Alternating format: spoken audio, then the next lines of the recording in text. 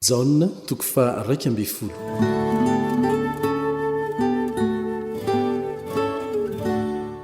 ny nananganan'i jesosy any lazarosy tamin'ny maty. Ary nisy lehilahy anankiray narary dia lazarosy avy any betania, tanànan'i maria sy marta rahavaviny. Maria dia ilay nanositra ny tompo tamin'ny menaka manitra sy namoaka ny tongony tamin'ny volondohany, ary lazarosy anadahany no narary. Ary izy mirahavavy dia naniraka tany amin'i jesosy hanao hoe, tompoko, marary ilay tianao. Ary rehefa reny jesosy izany dia hoy izy, tsy ho fahafatesana no anton'izany aretina izany, fa ny ampisehoana ny voninahitr'Andriamanitra, mba hankalazana ny zanak'Andriamanitra. Ary Jesosy tia ny Marta sy ny rahavaviny ary Lazarosy. Koa noho ny reny Jesosy fa narary Lazarosy, dia mbola nitoetra indroa andro teo amin'izay nitoerany ihany izy. Rehefa afaka izany, dia hoy izy tamin'ny mpianatra, andeha isika ho any Jodia indray. Hoy ny mpianatra taminy, Rabi, vao aingana teo no nitadiavan'ny Jiosy tora-bato anao, ka akany indray va ianao?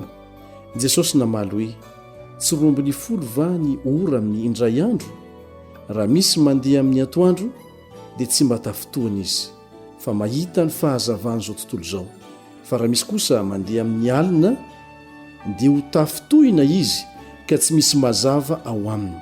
Zany no nolazainy, ary rehefa afaka izany dia hoy izy taminy, matory Lazarosy sakaizantsika, fa handeha mo azy aho.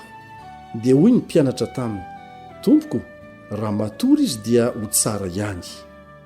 Nefa Jesosy nilaza ny fahafatesany, fa nataon'izy ireo kosa fa fialan-tsasatra amin'ny torimaso no nilazainy. Ary tamin'izany Jesosy dia nilaza tsotra taminy hoe, maty Lazarosy. Ary faly aho noho ny aminareo, satria tsy teo aho mba hinonareo, fa ndeha isika hankany aminy. Dia hoy Tomasy, izay atao hoe Didimo, tamin'ny mpianatra namany, andeha isika mba hiara-maty aminy. Ary no tonga Jesosy dia hitany fa efa nilevina efarana Lazarosy.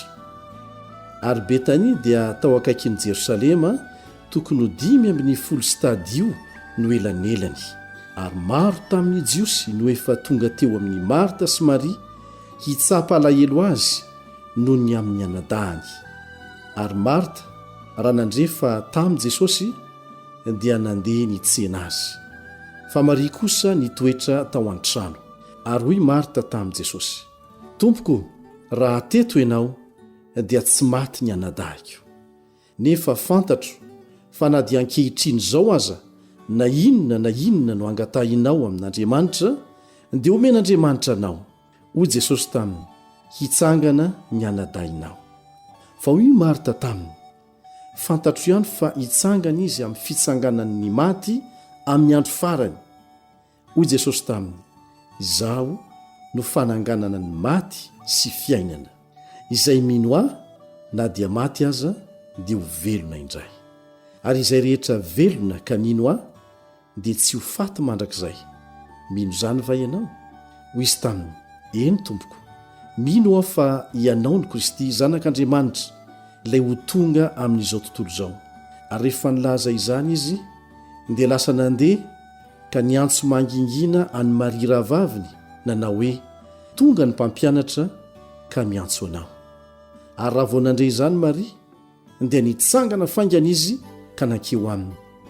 Fa Jesosy tsy mbola tonga tao an-tanàna, fa mbola teo amin'ilay nitsenan'ny Marta azy ihany. Ary ny Jiosy izay tao amin'ny Maria tao an-trano ka nitsapa alahelo azy, raha nahita azy nitsangana faingana ka nivoaka, dia nanaraka azy, satria nataony fa nankany amin'ny fasana hitomany any izy. Ary Maria rehefa tonga teo amin'ny nitoeran'i Jesosy ka nahita azy, dia niankohoka teo amin'ny tongony ka nanao taminy hoe, tompoko, raha teto ianao, dia tsy maty ny anadahiko. Ary Jesosy noho ny nahita azy nitomany sy ny Jiosy izay niaraka taminy nitomany koa, dia vonto ny fanahiny ka torakofotra izy. Ary hoy izy, aiza moa no nandevenanareo azy?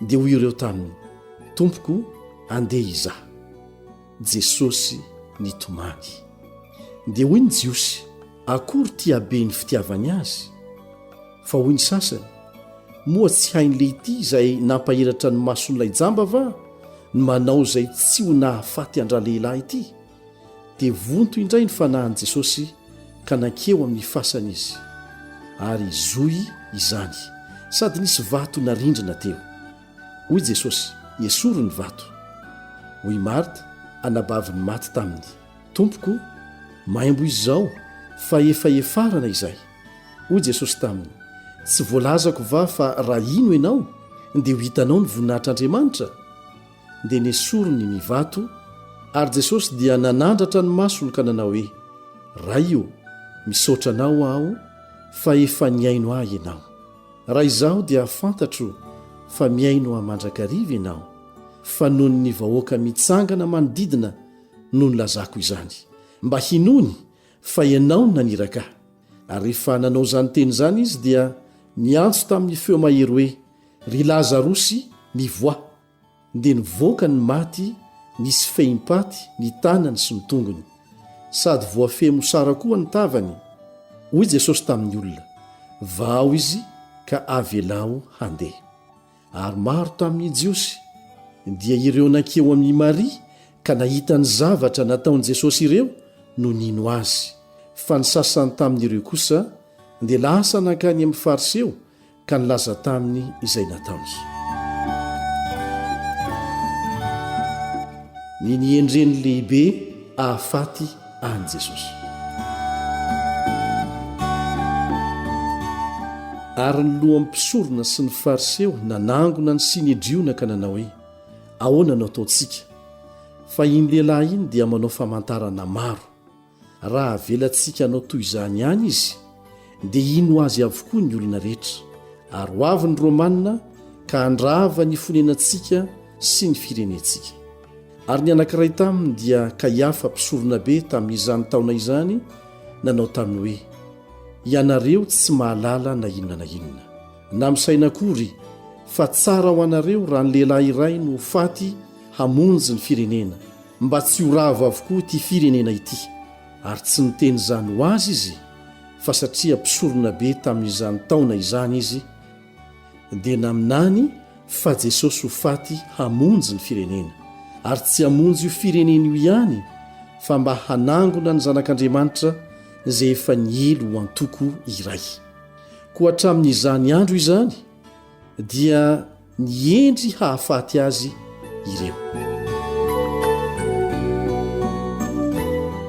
ninankanesan'i Jesosy tany Efraima sy nahatongavan'i Jesosy tany Betania ary nanosorany Maria azy ary Jesosy tsy nandeha niariary teny amin'ny jiosy intsony fa niala teo izy nankany amin'ny tany akaiky ny efitra ho any an-tanàna atao hoe Efraima ary nitoetra tany izy mba amin'ny mpianatra ary efa akaiky ny pasiky ny jiosy ary maro avy tany an-tsaha no niakatra ho an'i Jerosalema talohan'ny Paska mba hanadio ny tenany dia nitady an'i Jesosy ireo raha nijanona teo an-kianjan'ny tempoly ka niresaka hoe ahoana no hevitrareo tsy mba ho tonga amin'ny andro firavoravona va izy ary ny lohampisorona sy ny fariseo efa nandidy fa raha misy olona mahalala izay hitoerany dia tsy maintsy milaza mba hisamborany azy